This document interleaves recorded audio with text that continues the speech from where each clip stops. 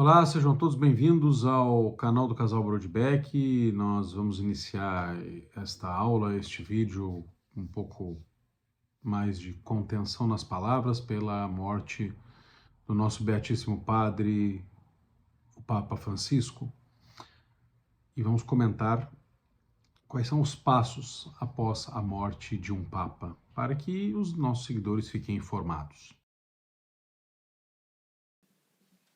Carissimi fratelli e sorelle, con profondo dolore devo annunciare la morte del nostro Santo Padre Francesco.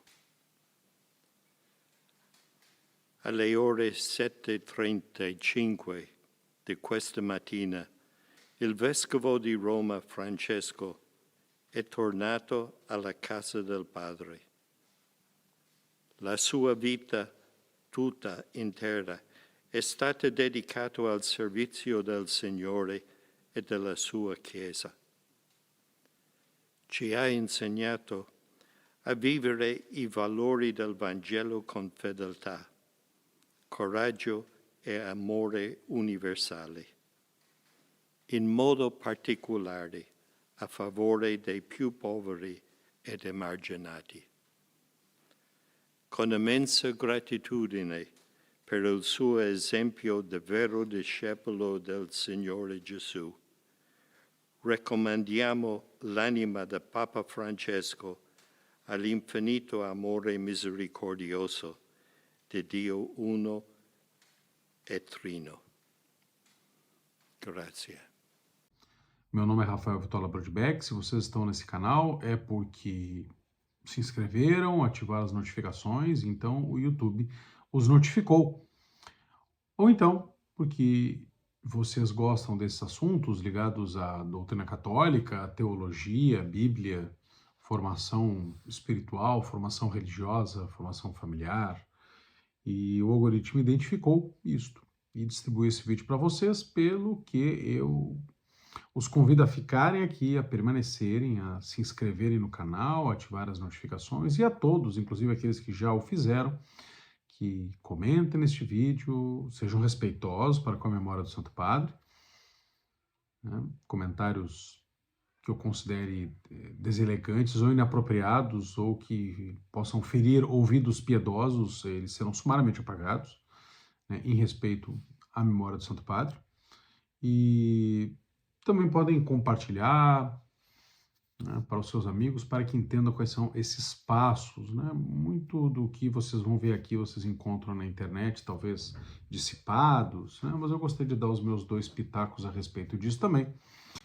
Eu nasci em 78, então o meu primeiro Papa foi Paulo VI, né? Embora, claro, eu fosse nenê. Nenê é como no Rio Grande do Sul a gente chama os bebês ou os nenéns aí do Rio de Janeiro, nós chamamos de nenê. Então, eu era nenê ainda com Paulo VI e depois com João Paulo I, um mês apenas de pontificado, depois João Paulo II, esse foi o Papa da minha infância, o Papa da minha juventude, João Paulo II, e já na idade adulta, Bento XVI. Assisti, então, a morte de João Paulo II, acompanhei a morte de João Paulo II, acompanhei todo o processo, a constatação da morte, a sede vacante, embora eu já tenha passado pelos outros papas, mas eu era muito pequeno. Mas João Paulo II eu acompanhei o seu pontificado, acompanhei a sua morte, a sede vacante, as missas, o funeral e depois o conclave e a eleição de Bento XVI. Depois acompanhei a renúncia de Bento XVI, o conclave que elegeu Francisco, e agora nós vamos para mais uma vez. Todos esses passos vão ser dados. E que passos são esses? Bem, a Igreja segue um conjunto de normas, né, já especificadas pelo direito canônico e que estão detalhadas numa lei canônica, que é a Constituição Apostólica Universi Dominici Gregis, né, de São João Paulo II. Ela é de 1996, embora, claro, essa Universi Dominici Gregis, ela dá mais detalhes, ela estabelece alguns outros pontos, né? Houve atualizações feitas, por exemplo, por Bento XVI em 2013, e para o conclave e atualizações de Francisco para os funerais pontifícios, para os funerais papais. Mas mesmo antes de João Paulo II, já havia isso, né? A constatação da morte, os funerais do Papa, o conclave, a coroação ou o início do pontificado de um novo Papa. Isso aí já existia, sempre existiu. Né? A Constituição Apostólica Universo Dominici Gredis apenas estabeleceu algo que já estava em outras leis, ou que já estava na própria tradição, e determinou determinados é horrível, né? Mas determinou alguns pontos a serem observados. Então não é uma lei que inaugura essa situação de constatação de morte, sede vacante e conclave. Não, o conclave já existia desde que se começou a eleger os papas, não é? Os papas nem sempre foram eleitos do mesmo modo, e nós vamos tratar disso oportunamente também, certo? Mas a questão toda, em primeiro lugar, é a constatação da morte. Em primeiro lugar, o Papa morre, foi o que aconteceu agora com Francisco, ele morreu, né? E é preciso verificar oficialmente a morte do Papa, né? Existe um cardeal que tem uma função no Vaticano de reger as coisas durante uma sede vacante, e quando há uma suspeita da morte do Papa, é ele que é chamado, é o cardeal chamado cardeal Camerlengo, que é um cardeal camareiro, né? É o que serve à Câmara Pontifícia, ou seja, ao quarto do Papa, aos aposentos do Papa. O cardeal Camerlengo atualmente é Sua Eminência Reverendíssima Dom Kevin Farrell, né? Dom Kevin Farrell ele é de origem irlandesa, é um americano de origem irlandesa, ou irlandês, mas não, americano de origem irlandesa. Ele foi legionário de Cristo, né? Foi da Congregação dos Legionários de Cristo, que é a congregação religiosa que faz parte do movimento Reino Christi, que eu e a minha esposa participamos, né? Então, foi nosso confrade. Depois ele se tornou encardinado na Diocese de Washington e foi bispo de Dallas, e depois foi para a Santa Sé. Ele trabalhou em vários dicastérios, dicastério para a família, enfim, hoje ele é o cardeal Camerlengo. Ele tem um irmão que é bispo, né, que é ele é o Kevin Farrell, ele é irmão do Brian Farrell, né? Brian Farrell, esse é legionário ainda, é legionário de Cristo, tá? E o Kevin Farrell, então, é o cardeal Camerlengo, ele é o responsável por verificar oficialmente a morte do Papa. Então, as pessoas que o servem, veem, o Papa ele estava doente, ele estava acompanhado ali por enfermeiro, por pessoas próximas, e quando viram, não, acho que o Papa morreu, chamam o cardeal Camerlengo. O cardeal Camerlengo, então, liga para médicos, né, e o atendem, constatam a morte do Papa, assim, o Santo Padre faleceu. E o cardeal Camerlengo é aquele oficial que não é médico, dentro da Santa Sé, que oficialmente faz a constatação. E ele anuncia formalmente a Cúria Romana. Ele anuncia aos cardeais, em primeiro lugar, aos demais cardeais, retira o anel do pescador, né? Por que o anel do pescador? Porque Pedro, o primeiro Papa, era um pescador. Então, os papas têm um anel, os bispos todos têm um anel, né? Um anel episcopal. Nós beijamos a mão de um padre, e do bispo nós beijamos o anel. O Papa é o bispo de Roma, ele também tem um anel. E o anel do Papa é o anel do pescador, né? Cada Papa tem o seu anel do pescador próprio, né? Esse anel do pescador é retirado, então, porque o Papa está morto, então ele não é mais o Papa. Não tem mais Papa na igreja. É retirado o anel, isso é simbólico. É um símbolo de que não há mais Papa na igreja. Se retira o anel e se bate com um pequeno martelo inutilizado para evitar falsificações. Depois, o cardeal Camerlengo reúne então a imprensa, foi o que foi feito nessa madrugada, e anuncia com pesar, né? Aí não tem um rito tão formal, vocês viram que o cardeal Camerlengo, pelos vídeos, ele não estava com batina, né? Não estava... Batina é uma veste comum, né? Mas não estava com batina, nem uma batina preta com faixas vermelhas, que é própria do cardeal, nem com a batina totalmente vermelha, que é a mais solene para o cardeal, muito menos com uma mozeta, com uma capa, com uma roupa, com uma veste que nós chamamos de veste coral. Não, ele não estava com uma veste mais solene, era uma veste do dia a dia. Ele estava de clergyman, né, um paletó, um colete preto com um colarinho romano, a veste de dia a dia, que substitui a batina, né, tem a origem na chamada batina curta, né, do século XVII, XVIII, que também os protestantes usavam, mas enfim, esse é outro tema. Então não é uma coisa muito ritualística, é uma comunicação à imprensa de uma maneira jornalística mesmo. Claro, com pesar, com cerimônia, mas não é um rito. Tá? O cardeal Kevin Farrell, então, comunicou a morte do Santo Padre. Com a morte do Santo Padre, imediatamente à morte dele, inicia-se a chamada sé vacante, ou sede vacante. O que é sé ou sede? Cada diocese é uma sé. Qual é o nome da Catedral de São Paulo, da Arquidiocese de São Paulo? São Paulo, a cidade de São Paulo, aqui no estado de São Paulo, Brasil. É a Catedral de São Paulo, né? Porque ele é o padroeiro da cidade. Mas para não chamar Catedral de São Paulo, porque o nome da cidade é São Paulo, eu vou se confundir se é o santo ou se é a cidade. A Catedral do Santo São Paulo, na cidade de São Paulo. Geralmente se chama Catedral da Sé, né? Mas ela é dedicada a São Paulo. Mas Sé é qualquer diocese. Então eu moro na cidade de Piratini, faz parte da Arquidiocese de Pelotas. Então eu sou o súdito da Sé de Pelotas. Existe a Sé de Porto Alegre, a Sé de Caxias do Sul, a Sé de Bagé, a Sé de Rio Grande, a Sé de Florianópolis, de Curitiba, de São Paulo, do Rio de Janeiro, Salvador, Milão, Nova York, né, Paris. Cada diocese é uma sé. Tanto faz se é uma sé patriarcal, se é uma sé arquidiocesana, se é uma sé eparquial, se é uma sé diocesana, enfim. Né, é uma sé. E a sé romana é chamada de Santa Sé. Não porque seja santa em si mesmo, mas para dar uma característica de mais dignidade àquela que é a sé primacial de toda a igreja, que é onde fica o bispo de Roma, que é o Papa, que tem jurisdição sobre toda a igreja, não somente sobre a sua diocese. Certo? Então nós dizemos lá, a sede está vacante. Quando morre um bispo em qualquer diocese, a sede fica vacante, até um novo bispo. Com a sede de Roma é a mesma coisa. Tá? E aí tem a sede vacante romana, a sé vacante, a sede vacante. A sede de Pedro está vazia, está vacante. Não tem Papa, não tem bispo de Roma. Quem é que administra a diocese de Roma? Quem é que administra a própria igreja? Não tem. Por exemplo, nós teríamos agora no próximo domingo, domingo da Misericórdia, segundo domingo de Páscoa, nós teremos a canonização do beato Carlos Acutis. Ela está suspensa, porque não teremos Papa.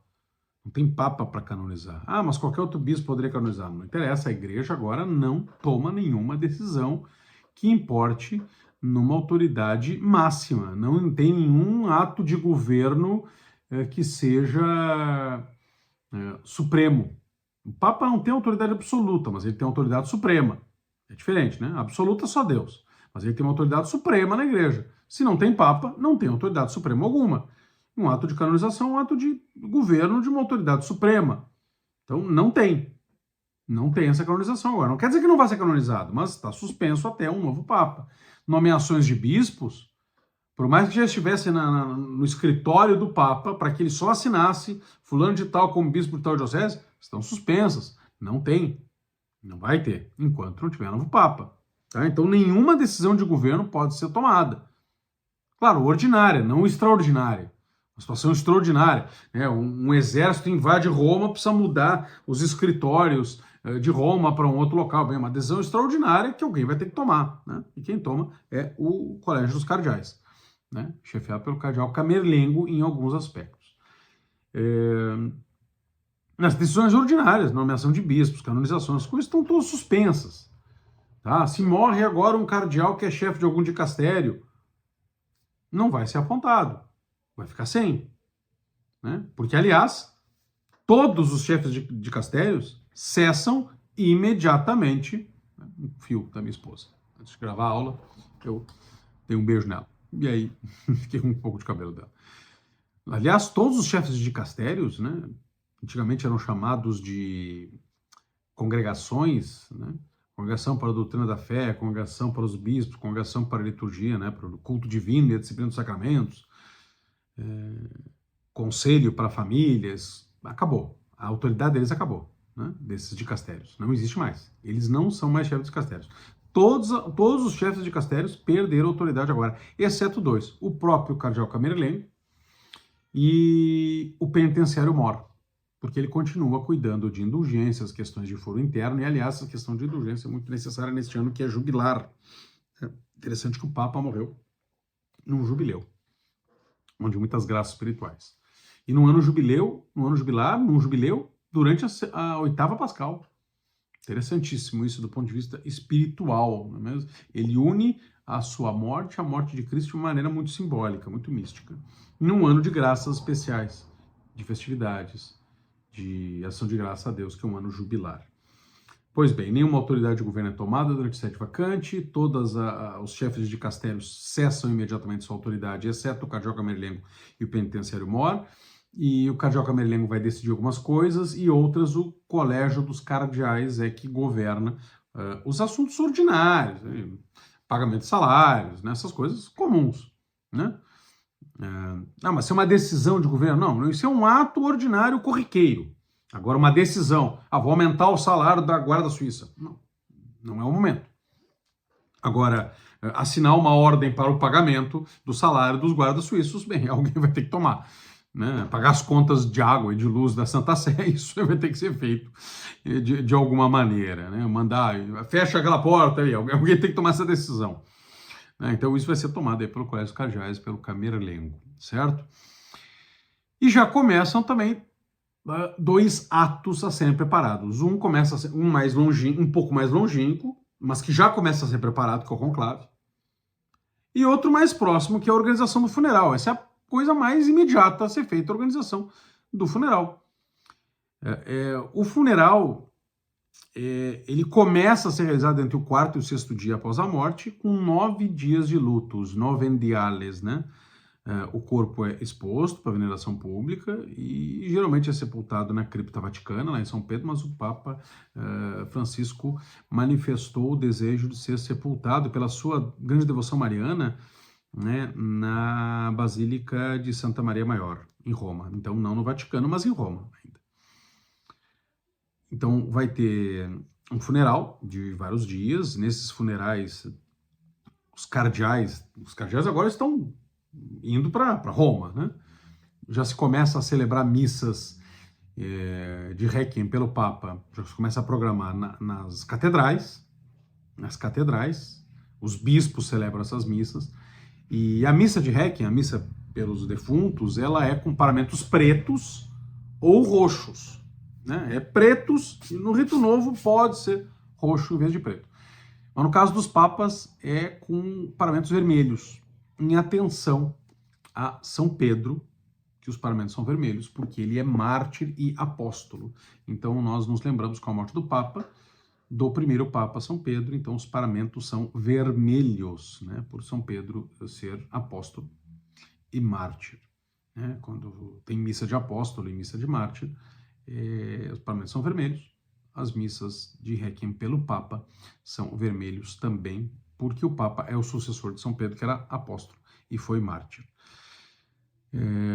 Então, em Roma também os cardeais começam agora, vão para Roma, bispos, outros que não são cardeais, muitos deles vão para Roma também, alguns padres vão para Roma, os patriarcas vão para Roma, até mesmo os patriarcas, eu digo os patriarcas orientais, claro, mas os patriarcas não católicos, né, de igrejas ortodoxas separadas de Roma, também vão por uma questão de diálogo ecumênico, de cortesia, chefes de igrejas protestantes também, então nós vamos ver anglicanos, luteranos, calvinistas, batistas, metodistas, pentecostais, né, vários grupos cristãos indo a Roma também, e até mesmo de outras religiões, uma questão de solidariedade, chefes de Estado, chefes de governo, muitos deles vão para os funerais também, muitas missas vão ser realizadas. Ao mesmo tempo em que se prepara o funeral, também já se tem uma preparação remota para o conclave. O Camerlengo é que convoca os cardeais eleitores. Quem são os cardeais eleitores? Todos os cardeais com menos de 80 anos. Esses são os que podem se reunir em conclave e votar. Os demais cardeais que têm mais de 80 anos não votam, eles são cardeais. Muitos deles podem até governar, ter alguma função na igreja, mas eles não são eleitores, certo? E se eles são eleitores, significa que eles votam neles mesmos? Bem, os papas são quase sempre eleitos dentre os cardeais eleitores, tá? Mas pode ser outro cardeal, que não está lá, que não participa do conclave, porque não foi, ou porque não é eleitor, ou pode ser, inclusive, um outro bispo, ou um outro padre, ou um diácono, ou um leigo, um homem, claro, um leigo, qualquer pessoa. Daqui a pouco eles pensam um leigo qualquer lá, sei lá, no Zimbábue, vai ser o Papa. Claro que ele vai ter que ser ordenado diácono, ordenado padre, ordenado bispo. Obviamente isso não vai acontecer, né? Não tem por que acontecer. Tem sentido isso acontecer prático, mas teoricamente pode ser. São feitas as congregações gerais, né, que são aquelas reuniões onde os cardeais vão conversar, eles vão conversar. Antigamente, os cardeais, quase todos eles, a sua esmagadora maioria eram da Europa, próximos da Itália, porque pela proximidade, né, é tudo muito perto, eles podem conversar, podem se conhecer. Hoje, nós temos um ponto muito positivo, e que Francisco fez, de dar uma real catolicidade ao colégio cardinalício, ou seja, uma real universalidade. Então, nós temos cardeais de inúmeros países. Já tínhamos bastante da América Latina, da África, da Ásia, mas agora está mais disseminado. Só que tem um ponto negativo nisso: os cardeais não se conhecem. E mesmo quando eles se conheciam, eles precisavam fazer as congregações gerais, que são conversas entre eles para discutir temas da igreja, temas da atualidade, o que nós necessitamos, como é que tem que ser o perfil do Papa, detalhes do conclave, essas coisas assim. São as congregações gerais. Precisa ser feito isso. Quando os cardeais não se conhecem, essas congregações gerais se tornam ainda mais necessárias. Eles precisam se conhecer. Tudo bem que hoje nós temos internet, você pode procurar ali, tem sites que mostram os perfis dos cardeais, principalmente dos papáveis. Mas uma coisa é conhecer um texto sobre ele, outra é realmente falar, conhecer, entender seu tom de voz, ver o que eles pensam. Eles precisam conversar entre eles.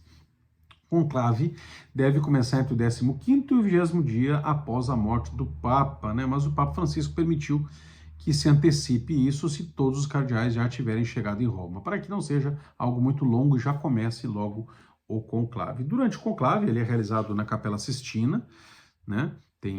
Por isso que o nome é conclave, ele é com a chave, ele é fechado, porque houve um tempo em que se demorou tanto para eleger um Papa, em que o Sacro Imperador mandou, e outros dignatários mandaram fechar os cardeais com chave na Capela Sistina e disseram: vocês não saem daqui com pouca comida enquanto não elegerem um Papa, até elegerem, certo?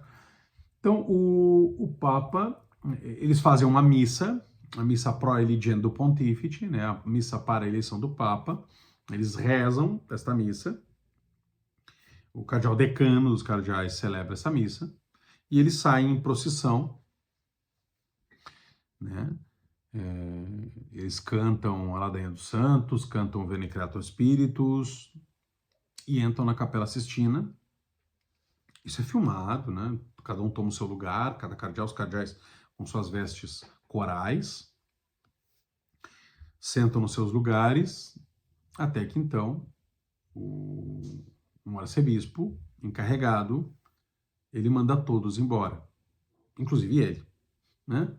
Bispos, padres, secretários, guarda suíça, gendarmeria vaticana, policiais, fotógrafos, todo mundo vai embora. E ele fala isso com uma frase ritual, uma frase ritualística. Porque tudo é cheio de solenidade, tudo é cheio de ritualística, tudo é cheio de liturgia, tudo é cheio de simbolismo, de significado. E esta expressão é extra omnes, em latim, né? Fora todos. Está mandando todo mundo embora. Extra omnes. Ele manda as pessoas embora, fecha então, e eles começam ali a discutir. O que se faz no conclave? Tem momentos por oração, momentos de reflexão, tem pregações feitas por alguns cardeais, né? E eles fazem primeiro fazem um juramento solene, né? Eles vão lá e juram sobre o evangelho, que eles vão procurar o bem da igreja, eles juram que vão manter o segredo do que é feito lá, e ficam isolados. A eleição vai se dar por maioria de 2/3 dos votos, segundo a Constituição Universo Dominici Gredis, e vai ter esses escrutínios, né? Eles votam no papel, eles vão puxando, conseguir os 2/3, fumaça branca. Né? Aí sai da Capela Sistina, eles botam esses votos no fogo e sai a fumaça branca. Tem papa. Todos na Praça São Pedro veem que tem um papa. Não conseguir esses 2/3, eles jogam no fogo, sai uma fumaça preta, que nesse escrutínio não teve papa. Eles vão para outro escrutínio. Se nos 2 primeiros escrutínios não tiver eleição, eles fazem uma breve pausa para mais oração, mais reflexão, antes de continuar. E evidentemente que nos corredores vaticanos eles já começam a confabular e fazer as suas propostas, as suas ideias a respeito de quem deve ser o próximo Papa. Quando então se tem vários escrutínios, vários dias e acaba sendo eleito o Papa, antes de botar a fumaça branca, eles veem, ó, já tá o fulano está sendo eleito, eles vão até o cardeal que foi eleito, se ele estiver entre eles, e normalmente ele está entre eles, né? Embora em tese qualquer um possa ser eleito, o Papa geralmente vai ser ele, né? Vai ser alguém que está lá, um cardeal eleitor. O cardeal que alcança 2/3, então ele aceita acepto, né? E já escolhe o nome que ele vai ser. Ele, naquele momento, ele já é o Papa e ele recebe o juramento de fidelidade dos demais cardeais. Naquele momento que ele diz aceito, ele se torna o Papa. Ele não vai se tornar o Papa na coroação, na missa de inauguração do pontificado, ou quando ele vai ali para a sacada da Palácio Apostólico, né? Da Catedral de São Pedro, da Basílica de São Pedro. Não. Ele já é Papa naquele momento que diz que aceita. Aí já mandam fazer. Eles têm uma batina mais ou menos pré-moldada ali, porque uns são mais gordos, outros são mais magros, outros são mais altos, mais baixos. Uma batina meio pré-moldada que eles vão só ajustar. Então já levam o Papa para. Que está com uma batina de cardeal, né, vermelha, ele vai até o costureiro, o alfaiate do Papa, lá já tem aquela batina pré-moldada, já costura o que tem que costurar, já faz as medidas que tem que fazer, e já bota aquela batina branca e se prepara, enquanto isso a fumaça branca está indo, todo mundo está se reunindo na Praça de São Pedro, uma multidão, que querem ver o Papa, ele vai até a sacada da Basílica de São Pedro. Então o cardeal protodiácono anuncia com aquela famosa frase, né? Habemus Papam. Habemus Papam. Ecco il cardinale. Da Basílica de São Pedro dá sua primeira bênção Urbi et Orbi e já se marca a missa de inauguração do pontificado, antigamente chamada de missa de coroação, porque o Papa não colocava apenas a mitra, ele colocava a sua tiara papal, que simbolizava o seu poder. Certo? Pessoal, é isso que nós vamos ter nos próximos dias. Rezemos pela alma do Papa, rezemos pela igreja, pelo futuro da igreja, rezemos para que o Espírito Santo ilumine muito os cardeais, para que eles tomem sábias decisões, para que tenhamos um Papa que atenda aquilo que Deus quer para o bem da igreja e o bem das almas, a salvação das almas. Eu expresso aqui as minhas ideias pessoais, muitas vezes no canal. Vocês sabem quais elas são em relação à liturgia, vocês sabem o que elas são, as minhas ideias em relação à moralidade, à dogmática. E então gostaria de pedir que vocês se unam nessas orações para que seja feita a vontade de Deus para a salvação das almas e o bem de toda a Santa Igreja. Bendito seja Deus.